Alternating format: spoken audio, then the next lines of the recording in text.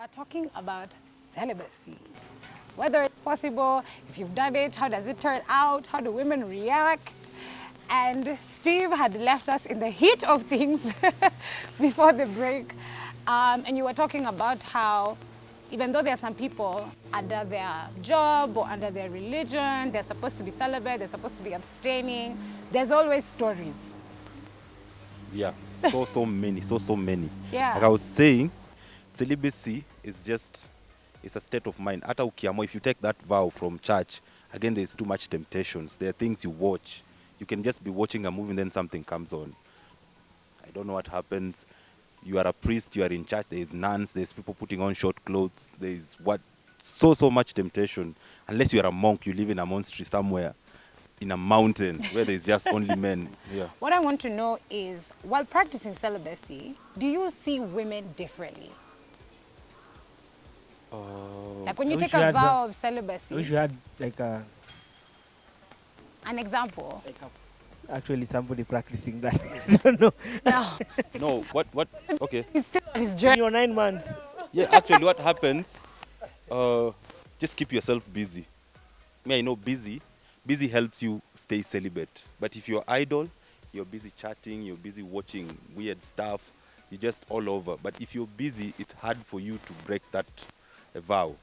But you always see the women the same, unatamani, Yeah. there's, everything happens the same way, just that you choose to refrain from it. Yeah. So what I'm wondering is, does somebody have to take a vow of celibacy to see that? Does that come with age? How does that work with men, or are you guys always forever the same? No, it depends on how you are raised, vile umesoma, how you treat women from the beginning, your family, your sisters, how it's just again, Ah, it's just it's custom to every right. different man. Okay. No, there's that comma boys we are talking about, uta participate too because you are conforming to social norms, but personally you treat women right always. Unaona, kuna ule unakatia, you've reached to that point, you can flirt, you can call each other every kind of name, but just somebody you've met or a woman who's your friend, you cannot be sexual with them even when you are talking. You can joke about it, you can share memes, but women are supposed to be respected and treated right, not objectified. Okay, That's what I Steve. think. Okay, he'll be giving his Twitter handle later. All you ladies can give a follow. No, I like that. Thank you. So it's individual. Um, Color. Short story. Around 5-6 years ago, I had these few friends when women to them were just sexual objects. Yeah. And one of these friends alifika point akakuwa married. Na yeye alikuwa ameshava, alikuwa shasema haizi ona dem, haizi kuwa na best dem at all. Okay. But then time ilifika kama kusettle, vitu zilichange mbaya sana. Kwa sababu ndio alianza kurealize haya, jambi ni dog. Aya, nani akona sijui akona sisters, nani akona nini? Personally mimi naona ni kama the moment it doesn't really have to be ati umeamua kutake your vow ya celibacy, but kuna time I think kama haujakuwa hivyo, but kuna time men ufika wanafika point fulani and then now they start seeing everything differently. Right. And now when I say everything differently, na include mpaka madem, cause a good example ni kama hao wase wana believe haiwezi kuwa na best dem at all. Hawezi na hawezi.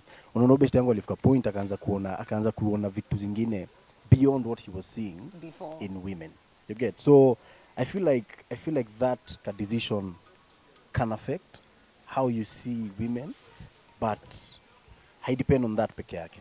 Kuna wase wenye uona tu wase differently, na kuna wase ufika tu point wanaona okay, nimechoka ama nini. Inafika tu point pia unaanza kuona wase different. Yeah. Na vitu tu yani generally. Yeah. Okay, I like that. So it's upbringing, like you said. Maybe it's how somebody is from the beginning. There's some people who are taught early on in life, but you can mature. Yeah. So there's also that possibility. So for you men who don't believe you can change, what Kolo is saying is you can. There's also, for us girls and for us women, when we're growing up, there's a lot of waiting till marriage. For you guys, when you're growing up, are you taught like, yes, intimacy is wonderful, you should hurry up to marry a woman so you can have it, or was it wait till marriage, like us? One thing I know for sure, for men is not waiting till marriage. some cultural stuff, like when you get you pass through circumcision, you have to do some stuff for you to graduate to manhood, yeah. And they teach you a lot of intimacy stuff when you are in that, what is it called, is it age group or what, wherever they do, Yeah. yeah, inaitwanga jandoni kwa Kiswahili. Ehe. Ukiwapo mnafundishwa vitu mingi kuhusu participation of wherever you have to do when you are a man. Yes. Yeah. And also for boys it's really hard, you know, boys become naughty earlier. Yeah. And it depends also the group you are in. Yeah. So ina depend too, but for women they tell you to wait till marriage, but like I know 90% don't wait. Yeah. Yeah. 90% don't wait. Yeah. It's good. I guess you're taught one thing when growing up, and then when you do grow up, you realize it's different out here in the It's world. how you and make it's- up your mind yeah, when you individual when you start choices. adulting. Is how you make up your mind on what you want to do, choices you make. You know, if you want to be all over, you want to stay with one person. Yeah. Actually, me, I would advise some just to pick one person and stay with them, instead of doing random. Ruka. Yes. When we talk about abstinence, because we're talking about the vow of celibacy and also abstinence. And with abstinence and religion, it is about waiting till marriage, till you can be intimate with someone. There's freedom to, you know, me I call it window shopping. You're dating, it's like a window shopping. You've not bought the item and gone home with it, but you can like have a look around. So like now when we're talking about waiting till marriage, and I'm asking them, for you when you were growing up, what was it like? Was it all about waiting for marriage? For you, was it later with Christianity and gospel that you were like, this is what I want? Or did you experience it as a boy? It's a conversation that's happening a lot. I think when you grow up, for us who have been born in like in Christian families, you know, first of all, the parents don't want to have that conversation. Ever. It's not even discussed, by the way. Yeah, so they don't discuss it like plainly, but the message will itafika home that you shouldn't do certain things. Yeah. Of course, church, yeah, like church is very clear. For me, growing up in the church, it was very clear. This is what you. But then again, you're growing up in society too, and Yeah. you're seeing your friends wanna stories and stuff like that. So I think how you're brought up or whatever is happening in your home influences you a lot, kwa sababu inaweza fanya uogope vitu zingine. Oh, yeah. Kwa sababu uko like, oh my god, for us who had like spiritual grandmoms and unaona nikaa kwa mahali tu hivi anakuona, you know, like nikaa kona nani kama Yeah. you can do whatever you're doing. So, but when I say growing up again, home shapes you a lot, but then inafika mahali it's now in your mind. It's now if you decide to actually now have a personal relationship with Jesus and decide, okay, sawa niaje, I was born again since I was born, but sasa sahi this is my decision. That's what unaona kushaona mtu amekaa kwao na kilemba and then ako 18 19 anaitwa kilemba Bas. ameka nini dread. Unajua, like I know friends of I mine also wenye know a walikuwa na few. kilemba. So it's you're growing up, I guess we are taught, for me I was taught, these are things you should stay away from, get married, and then you grow older, you start learning these things for yourself, and you decide, okay, sawa, this was actually a good thing. Pia mimi nitaendelea kufuata hii barabara yenye nilifunzwa. So again, there are guys who grow up being told certain things, but what they are seeing is contrary. It's even very in the different, house. it's So true. pia in our influence, hiyo ni aje, okay, sawa, naambiwa hivi na mzae but anafanya the opposite. Ama naambiwa hivi na wasee lakini kinye naona. So I guess whatever is around you, Yeah. again, as you grow older, what you allow around you also influences you. That's true. Yeah, what you allow, like watu wenye wako around wewe, vitu zenye wanakuambia ama the stories wanashare, inaweza fanya ufeel ni kama uko left out, ama zinaweza fanya ufeel ni kama hawa wasee wananipeleka towards the right direction, pia wacha niende. Yeah. Yeah. I like that. And it's true. Kwanza hiyo ya monkey see, monkey do when you're growing up. Hata kama mtu anasema nini, but what you see, behavior yao ni the opposite, you're more likely to follow that. Yeah, because you start questioning. You're like, And especially as a Jamaa, I can imagine for the father figures and the men in the home, they're usually such heroes. Like when you're small, they're bigger than you, they're taller than you, they seem stronger than you, they're such a hero. So you'll follow what they're doing. and if there's no hero there, you'll find a hero somewhere. You will. Yeah, it will be maybe the neighborhood thug or something. You'll find a hero and you'll subscribe to whatever they whatever they are doing, or whatever direction they are headed, you're like, okay, yeah. That's Because very guys who true. grow up without a hero, they'll find a hero. Yeah. Watafuata. Yeah, ita depend ule ako karibu Yeah. ndio utaenda na yeye. Yeah. I've seen this with some of the people, some of my friends, some of my colleagues, some of my former schoolmates. Okay. They're abstaining, or maybe they've just been in one relationship. Okay. When they get to marriage, these are the most cheating people in that marriage. Aha. Unaona, wanajifanya wazuri hiyo time, but kuna hiyo kitu inaitwa midlife crisis. It starts coming. See, sometimes marriage has problems. There is fights, there is what. So when you get out of the house, you meet somebody else that making you feel comfortable, nice. You get intimate with them. Unaona. So sometimes hawa watu wanafanyanga hizi vitu zote, when they now get to settle down, they are the best people in the marriage. But kuna watu wengine, that's just a disease for them. Even after marriage, they even have like 4 families. They have even Children bigamy. They have everywhere like so many outside. families, so many children. Father Abraham's huko nje. No, that's true. So I think it comes back to why are you doing it? Like kwa nini? Even when you take that vow, I guess it's back to it being, an individual decision. How do men usually say no? Excuses. Like What, for instance? I'm on meds. I'm on meds? Yeah. Okay. You don't go there. You usually just talk all the time on phone. You call. So you never do the date, Yeah, the physical. yeah. You're never alone. You're never the two of you alone in the same room. Sexual tension is too much. And then that build up also, for saying that build up is nice. For saying no, it's nice, that build up. Unaona? I But like again, that. if you wait too long, So I'm on meds. Don't be in the same room together, the two of you. Always have Yes. company. Yeah. Or just never go. Kwanza corona, I'm sure imesaidia yeah, sana corona na hiyo. imesaidia sana. Even in the Bible, I think you look at the story of Joseph. That's like, I think also he fits this situation very well. Yeah. Like he was actually tempted by his boss, Right. Ile unajua, if I don't nisipokubali mambo yako, probably nitakuwa fired ama Lose nitakuwa my job. in danger. And actually he was jailed. But from his story we learned that the only way to do is not really like hakuna formula kubwa hapa, you flee.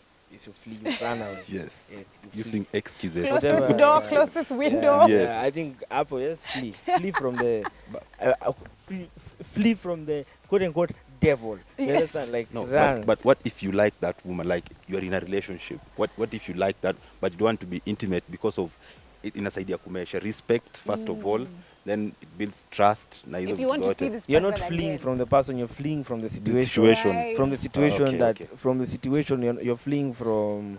You're fleeing from what you don't want to do I in like that particular that. You moment. can And run and call them later. yeah, whatever fleeing means, Yeah, fleeing okay. could mean we don't talk past certain hours. Fleeing could mean we don't meet in certain spaces. Fleeing could mean a certain person, what a certain person anataka. So it means giving them very flat answers, or like your conversation doesn't get past certain things. Fleeing could mean I don't meet you if I don't have a group of people. Fleeing could mean simaanisha tunakutana nayo Uhuru Highway umetoka mbio pale Bunyala. No, fleeing could mean a few things. So for me, like whatever fleeing means, fleeing, because let me tell you of a situation. There are pastors Yeah. and whatever that will tell you, if I'm coming to a certain city or certain town, please make sure only men maybe are the ones who are managing me, picking me up from the airport, taking to the whatever, because some people have come to the understanding that sio watu wengine pia ni wabaya. It's just that hii roho inaweza ingia anybody, like whatever can happen. So you protect yourself, like you're like, okay, sawa, I don't. Yeah. Kuna watu hata uhama certain places. Yeah. Like hii area kuna Too certain much. issues. Yeah. So for me, I'm like, yes, flee from the situation, not fleeing from people, because people are everywhere. Yeah, But you can flee from the situation. You can protect yourself. You can create an environment where you are less tempted, or you are less pushed to do certain things if that is not what you're supposed to be doing at a particular time. I like that. Kolo, have they covered everything? Now, Saying no. Has any mine- of you ever just tried no?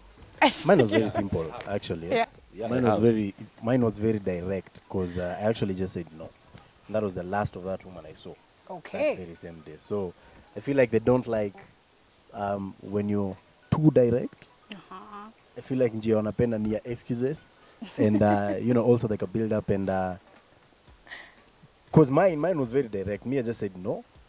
I tried explaining, explanation hata ikufika home. Bas. So it happens. A lot. It happens. And I then think people should talk about this more. I don't Yeah. think Yeah, even they me should. personally, I'm thinking about my male friends, my brothers.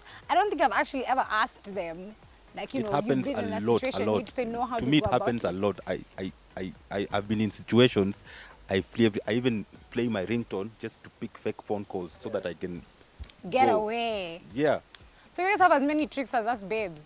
yeah. We have to. Sometimes you have to say, "Yo, no," or you just open your laptop. I'm working. Yeah. Hello, sir. Yeah. Yeah. But I liked, Moji, yours was create boundaries.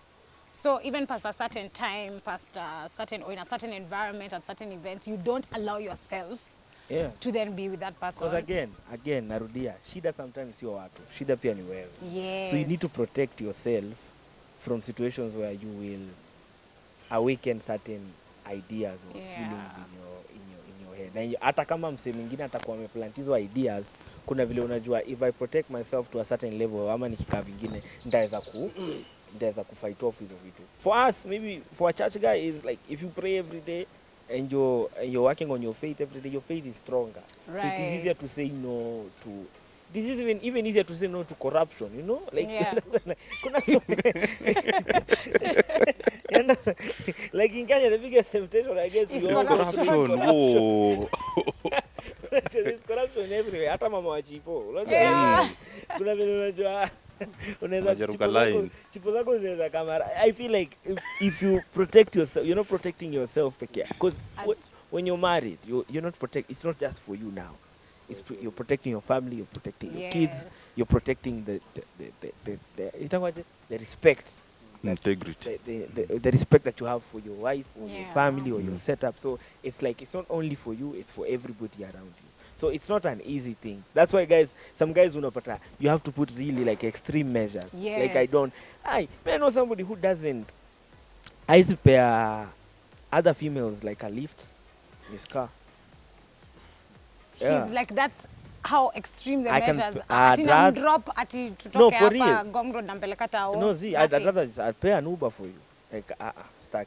And you are my first guest for Man Talk. This is a huge deal. I really Privilege. appreciate it. Thank you. It's been amazing hosting you guys. I'm Susan Jeroge. This is Man Talk on KTN Life and Style. Keep it here on KTN Home, and you can find me on my social media at Sura_Common. That's on Instagram. My page Sura Common on Facebook, and on Twitter I'm S Jeroge_. Don't move. Keep it here on KTN Home.